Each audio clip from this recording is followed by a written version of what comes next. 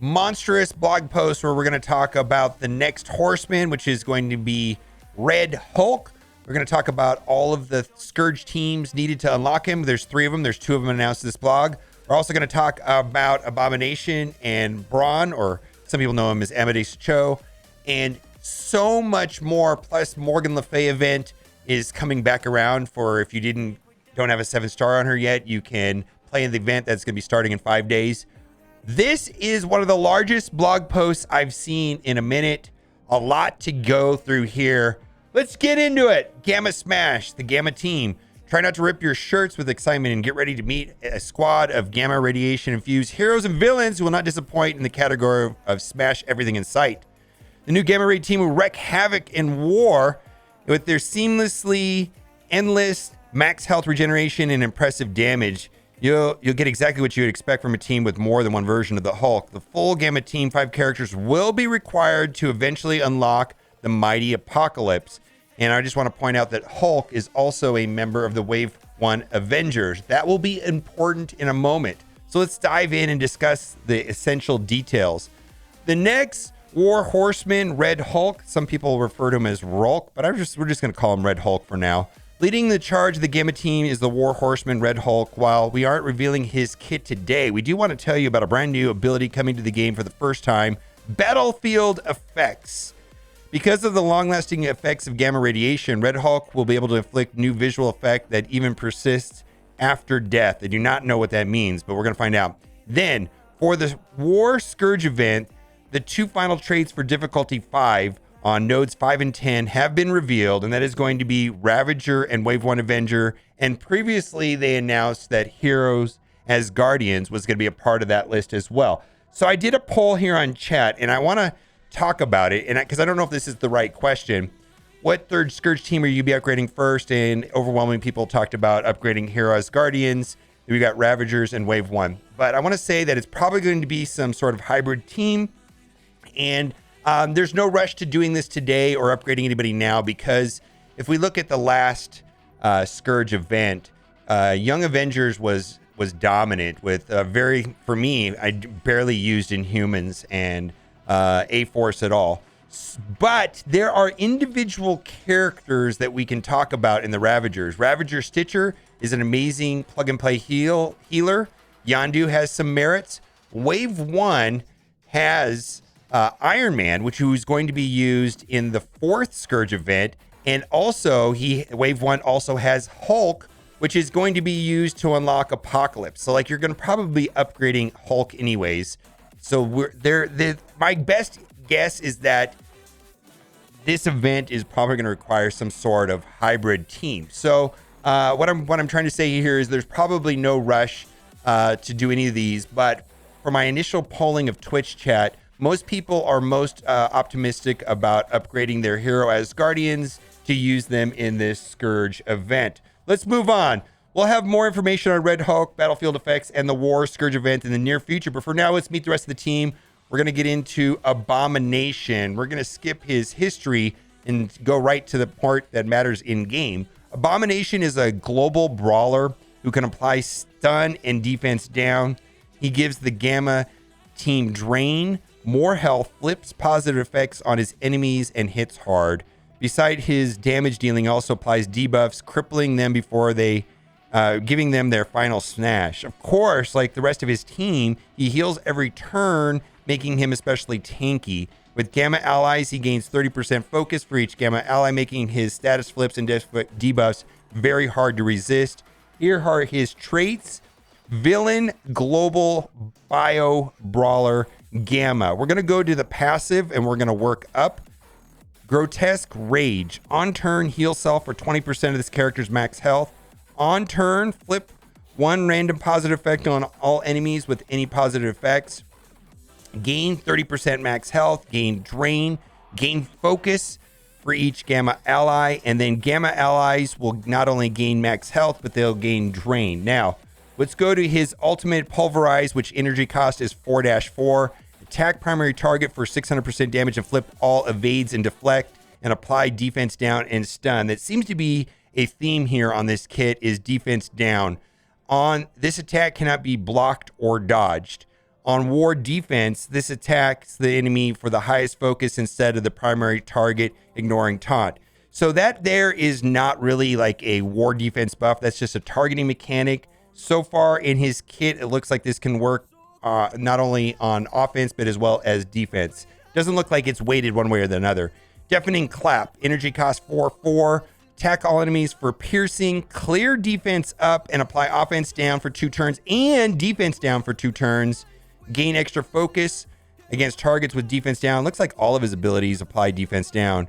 Gain 100% crit chance against targets with defense down or defense up. This attack cannot be blocked. And then his basic attack looks also very powerful. Piercing damage, clears defense up, and apply defense down. Now that is better than flipping, because that will apply defense down even if they don't have defense up. And that also, if there's safeguard, basically you can't clear the defense up and you can't flip it, but you can't apply the defense down. So that's better in situations where your opponent has safeguard and defense up. Of course, you can't remove the defense up when they have safeguard, but you could still apply the defense down. So that's a better. Then chain to another target and do the same thing. Clear defense up and apply defense down. Counterattack breaks this chain. Okay, so it looks like, excuse me, looks like he is the king of defense down. Brawn, which is Amadeus Cho. So a lot of people, I know him as Amadeus Cho, but if they're going to call him Brawn now, I think that's probably a Marvel thing. By the time the agents found Amadeus, he had encountered the Hulk, who volunteered to protect him. Let's skip down to right here. Brawn is no more for his smarts than his brawn. We're just going to get to what it matters in game.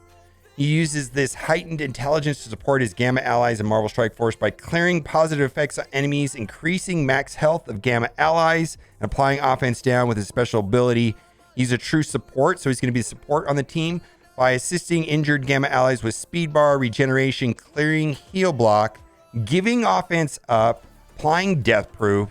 Keeping your allies alive is a smart thing to do. It doesn't take a genius to know that, because he's a genius. Hero, Global Bios, Support, Gamma. Let's skip down to his passive. On turn, heal 20% of the character's max health. At the end of any turn, so any turn at all, clear heal block on self or a random Gamma ally that has heal block and regeneration. So that's any turn, yours or the opponent's. So heal block is not going to be a thing. When this character or any Gamma ally drops below 50% health, fill that character's speed bar by 15%. Fill that character's by 15%. Apply offense up and 3 death proof. Very nice. Gain 30% health. Gain 30% health to Gamma allies. And then in war, and it doesn't specify offense or defense, on spawn, if Hulk's an ally, gain safeguard and immunity. Very nice. On spawn, apply speed up to self and all Gamma allies. On spawn, on offense. Okay, so this is an offensive tag right here. So maybe this is going to weight more towards offense. Apply 3 deflect to self at all Gamma allies. And deflect is 100% block chance. Gain 200% resistance, and then Gamma allies also gain 200% resistance. Now we're going to go up to his ultimate showboat. Energy cost 5-5. Attack primary target for damage. Steal 35% health from the primary target. Redistribute 500% of the health stolen to the self and all Gamma allies. This bypasses heal block. Remove all negative effects from self and all Gamma allies. Very much like a support character. This is great. Apply immunity to self and all Gamma allies, and this can pop off turn 1. This attack, Hellsteel, ignores death proof and passives that trigger when a character drops below a certain health. That's the way that Hellsteel worked back in the day. I remember that was a feature that we knew about, and that how the Hellsteel worked with characters like Minerva and Ebony Maw. So they did change that. And here they're allowing him to work the way the old school Hellsteel used to work, like with Ebony Maw. Let's go to special Gamma Slamma, energy cost 5-5. Attack primary and adjacent targets for damage. Copy and clear all positive effects, excluding taunt from each target. Spread all positive effects. Oh, wow. Excluding taunt from self to all Gamma allies. Wow. In war, this attack cannot be blocked. And then his basic attack not only does damage, but applies offense down and then applies regeneration to the most injured Gamma ally. Very, very good. Now, Hulk and She-Hulk are going to get reworks. And I will have a video about that here in the next couple of days. So you're going to want to subscribe and maybe turn on notifications and be on the lookout for the reworks for Hulk and She-Hulk. It's not discussed here in this blog, but that information will be coming out shortly, and I will get that to you as soon as I'm allowed to talk about it. We're going to skip over some of this stuff. This is Summer of Thunder events. We're just going to briefly talk about it. The next quick rumble is going to feature as Guardians. That's fine. Event campaign character is going to be Valkyrie. There's some question on the tags going to be used, but the party animal tags seem to be different here in the blog post than they are in game. But this is going to be an event campaign character. It's going to start on July 23rd, which is tomorrow. And this is my favorite and probably the most player-friendly way of releasing a new character. And then we're going to get to some interesting stuff, is that the Morgan Le Fay event is coming back on July 27th, which is 5 days from now. And most importantly, so there's not a lot of time on this, but people that already have a 7-star Morgan Le Fay will not be competing with people that do not. For accounts that already have, this is great. I'm so glad they did this. For accounts that have already have a full maxed out Morgan Le Fay character shards, you will be moved to a separate Victor's leaderboard. There'll be different milestone rewards that do not include Morgan Le Fay character shards. The Victor's leaderboard doesn't contain any rank rewards, but it does give you a place where you can flex your high score. As this is the second run of the event, the first time rewards will not be present. So this is what this means is that because this is a second run of the event, there's not as many shards. The first event had like a first time bonus, so there's actually less shards. So if you notice, this is also true of the Rogue event. We just got the payouts on the Rogue event. There's a first time for completing it, and then there's the normal one. So there's going to be less rewards on the second attempt of this event, and also for the second attempt on the Rogue event. But more importantly, anybody that already has a 7-star Morgan Le Fay will be removed from the leaderboards. I think it's fantastic. Gear tier 17. Now, I'm excited that they're giving us details on Gear tier 17. Something that is nowhere to be found in this blog post is any information on how we're going to get Blue ISO level 4. The next coming power is nearly here. Gear tier 17 is arriving in 6.3, and a critical component in the Horseman sagas, and eventually unlocking Apocalypse. There'll be many ways right out of the gate to start earning gear and bolstering your roster. Now, I don't know if this is a typo or not, but it mentions Gear tier 17 right here in the picture, and she's level 85. I don't know if that's the way it's going to play out, but it's just something that was brought up to my attention. Cosmic Crucible will be one of your primary sources of Gear tier 17. Players at level 85 and above will see new slots added to the Cosmic Crucible supply that will have a dedicated slot for Gear tier 17 mini unique pieces, and 5 slots for Teal Origin piece, 1 per Origin. I know for me, I have been purchasing a lot of gear. I probably will start slowing down my purchasing of gear unless I absolutely need it for like a character that I would need to upgrade right now. But I'm probably going to start hoarding this material and try to save it and allocate it towards Gear tier 17 pieces, because that's going to be a thing. Next in the raid orb store, there'll be a new Teal Elite raid orb that contains Gear tier 17 pieces. The primary method of earning fragments of this new orb will be through a new raid, and we're going to be getting Doom Raid 3. We're going to have some information on that here too. Heading over to the main supply store, there'll be limited availability of Gear tier 17 and the rightmost dedicated. They highlighted that here in pink. Although they don't show the piece there, they don't show the price either. Please note that the prices for Gear tier 17 pieces will be higher than the pieces of the Gear tier 16. All right, so that's where it's going to be. So that'll be next patch, which we're expecting on Tuesday or Wednesday of next week. In the main orb store, a new Armory 17 orb. In the coming weeks and months, there will be many opportunities to earn fragments for this orb through limited time events and purchases. Of course, they'll sell it to us through select offers. Typically when they have this first round of offers, it is the most expensive they're ever going to be, and they really milk it early. Typically, these first round of offers I avoid. It has been my experience. Be sure to check in regularly for more information on how to get these valuable G17 infusions. Now, Let's talk about Doom Raid 3, which is my understanding is going to be a new map, and it's going to be a little bit harder. The Doctor is always in. This time will be new iteration of this challenging raids. Doom Raid 3 will be available in the upcoming version 6.3, which should be out Tuesday or Wednesday would be my guess, and bring a new level of challenge. Doom Raid 3 will generally be harder by 1 difficulty level over Doom Raid 2. For example, normal difficulty on Doom Raid 3 will be on par with Doom difficulty 1 of Doom Raid 2. So it probably is going to be it's going to be harder, which is fine. Looking forward to that. Requirements. Now, this is the thing. Minimum requirements to battle the nodes included is ISO Blue level 3, which is also a requirement right now in Doom 2.3, with the highest difficulty requiring level 4. How are we going to get those level 4? I don't know. I mean, we get those Victory Blueprint event once a month, but that's not really a meaningful amount. The sagas, I don't think that's going to be. This is the one thing that's concerning me out of this blog post is how are we going to get to Blue ISO 4? Is what is going to be the way of doing it? I'm probably going to be offers, and these offers that they have right now are just absolutely outrageous. It's also recommended that characters be at level 90 and 5 red stars for higher difficulties. Other thing too is given the scarcity of blue level 4. And it also being a requirement for Apocalypse. Man, I'm not wanting to even upgrade characters other than the Horsemen and their teams. Like the only character that I've upgraded outside of Darkhold was Dormammu, and I'm wondering if I even made a mistake with that. Probably not, but I just raid teams to go through in Doom 3. They got to give us more access. So this is a question that is not answered in this blog.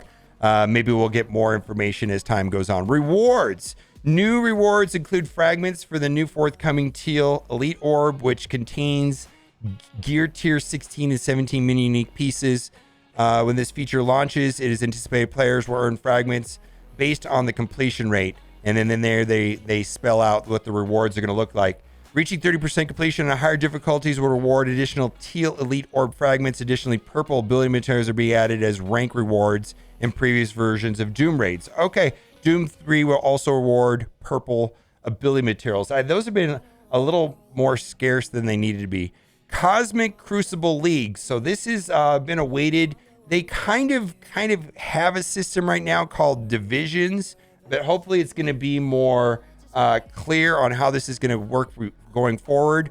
Maybe this will give people a reason to play in it, and because if you just look at it right now, you're just like, wow, why do I want to get first place if the rewards are so sick into second? Well, the leagues and divisions is going to be the answer to that. You're going to want to move up to get better rewards. Much anticipated leagues features coming like a meteor with version 6.3 and will aid the living tribunal with their judgment. Your league placement will based on your tribunal rating with 6 possible placements going from bronze to master. Increase your league ranking will increase your rewards payout at the end of the Cosmic Crucible. Be sure to check out your league status in version 6.3 and start strategizing your path to master's ranking. All right, couple more things. This is actually very interesting right here. New origin challenges, very good. Save the World Streak update. We'll be updating the Save the World Streak milestone for players level 85 and above in the near future. We're adding 24 SBC Catalyst parts and replacing the T2 ISO orb fragments with T2 ISO credits. Okay. And then new origin challenges. So what they're talking about are these challenges right here, which go from difficulty 1 to difficulty 3. And they have origin pieces in them, right? The improvement keep coming in version 6.3 with addition of difficulty 4 and difficulty 5 of the challenges featuring orange gear. The minimum requirements for difficulty 4 of the challenge includes the related origin traits and have blue ISO level 2 equipped. The difficulty requirement for level 5 includes blue ISO level 3. So hopefully we're going to get teal in here, right? That's what I'm hoping. It is recommended that the characters be at least level 85, 7 yellow, 4 red, gear tier 15, max ability levels, which is 7775, and have the full Stark tech. Strike Pass Season 18 is already out, I believe, in Dr. Voodoo. Weekly events. We're going to have a Shang-Chi character blitz. That's going to be great. Chaos 3. This is where you get your gold promotion credits for Wakandans. And that is it. What do you think about all of this? A lot to unpack. And again, I do want to double back to this idea that we talked about at the beginning of the video, where the last Scourge event basically had one fire team, one amazing team, and kind of two duds. I actually think that it's going to be some sort of hybrid of what's going to make, because I know there's some good Ravagers in there that may be able to work.